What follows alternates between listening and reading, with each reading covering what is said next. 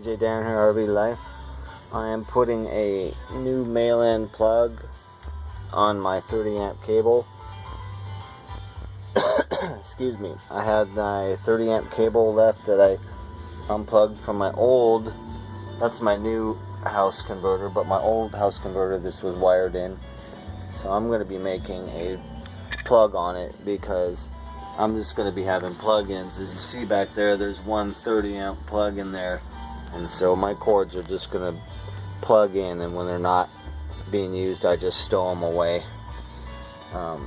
So I'm putting a male-end plug on this. Pretty self-explanatory.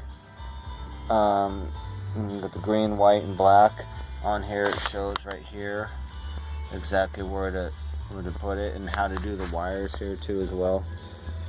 As you see, pretty easy. So I'm going to do that proper, and I'm using a tool that I love that Will Prowse did on YouTube. He recommends. I think this cost me 30 bucks or 25, but best tool ever. It cuts, so you put the wire in there and it can cut it or strips, but it's just a wonderful wire stripper and making my life so nice. I'll never bite wires again and strip them with my teeth. Man, this is so nice. This is about 20 years overdue for me. I'm pretty cheap, so I need to stop being so cheap and buy the tools that I need for the job that just make the job so nice. But yeah, all my wiring now done with this, and then I also bought a crimper for about 20 bucks.